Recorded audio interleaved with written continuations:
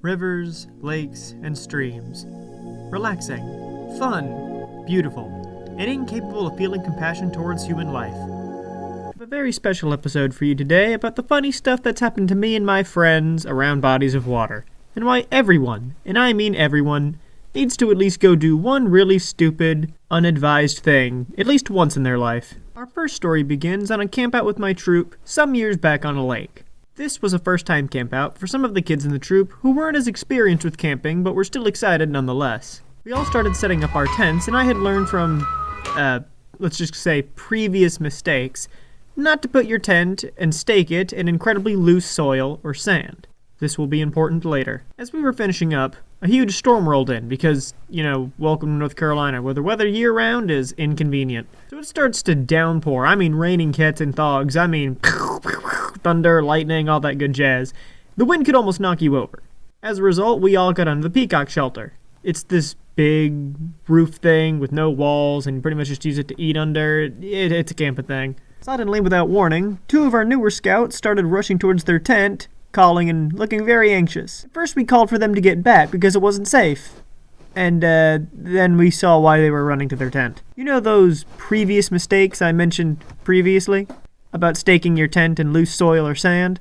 Well, these scouts apparently didn't get the memo, and the wind decided to be a really fun day to fly a kite. So me and another scout ran over to help them get their tent back to the ground. As we were holding it down, they were trying to frantically stake it into some ground that wouldn't turn it into a kite next time, and I know from an outsider perspective it would have looked like a drunken attempt to build a deck, but to us it was a cinematic experience. You just had to be there, man. You just had to be there.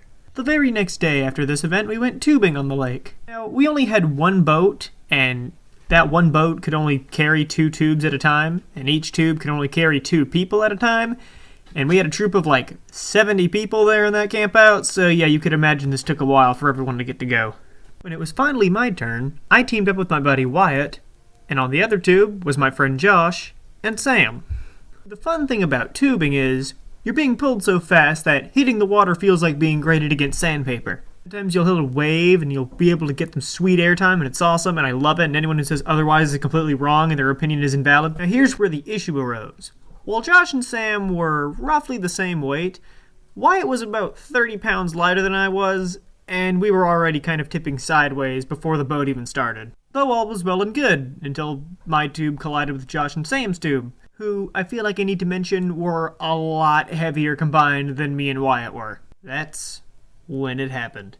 Our tube slowly, but ever so surely, started to tilt ever so upward, and it didn't stop. Now, since Wyatt was on the outside of the tube, he was able to kind of climb up on the side where he could still stay on. I, on the other hand, was not so fortunate.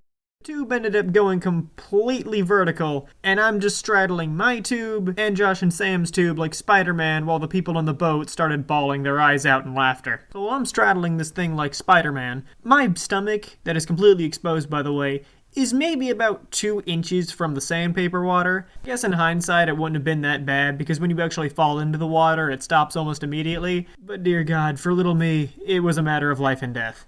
Our next story takes place on a different campout. One much colder and swampier. The campout was supposed to be a fun adventure. Emphasis on the past tense, supposed to be. Of course, being North Carolina, it was muggy, humid, it had rained the entire time, and the water was cold as shit.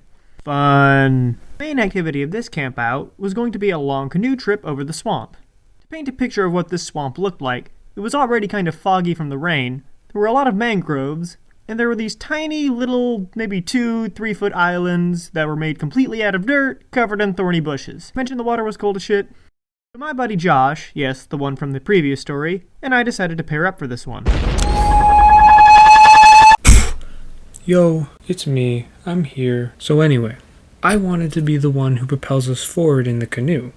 And I was going to be the one who steered us. Now, we got to the halfway point without incident, and everyone ate their sorry excuse for a lunch. Well, for everyone except for me, that is, because I pack an entire Golden Corral's worth of food every time I pack snacks. After that, we all packed up and started on the way back. And that's when it happened.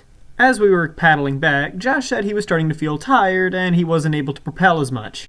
Because of this, we started falling further and further behind, to the point where it was harder to see the second to last person in the entire group. As we were navigating, we started drifting very close to a very large and very thorny Vinethorn Island that I talked about earlier. Using my cat-like reflexes, I leaned and swerved in order to avoid it so we wouldn't get caught on the thorns. And while we did avoid the island, then I heard it. A dunk. A very loud, ominous dunk.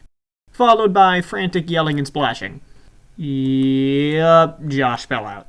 As previously said, I was a little bit tired, which the smart part of my brain always is, so I was steering this canoe without thinking, and I see the man in front of me starting to lean slightly to the left. Well, monkey see, monkey do, and my pure monkey intellect told me that I needed to lean to the left just as him, which, if you don't know, leaning to the left in a canoe is a great plan on how to end up in the middle of a freaking swamp. So Steven definitely was at fault here. It was your fault. No, it was your fault, Steven, actually. I refuse to listen to this. So Josh tried to get back into the canoe, with no support, and no one around to help, which anyone who's ever been in a canoe knows from day one is not a good idea. The water was freezing, so naturally I tried to get back in the canoe with no support. You could have waited. A detail I should clarify, another scout had told me there were alligators in the area. I thought my life was in complete danger the second I hit the water, because I'm stupid and I react based on my emotions, and didn't think for even a second that some random kid probably does not know that there are not alligators in the water. So my plan to rescue us as we are stranded in the water is to scream as loud as I possibly can. So, following his botched attempt, I go in, and now I know how the lower class on the Titanic felt. That's all I'll say. So Josh is screaming, and I'm laughing like a madman, which eventually does get the people in the front to come back and help us. They're all understandably laughing at the situation, while me and Josh were busy discovering new levels of hypothermia.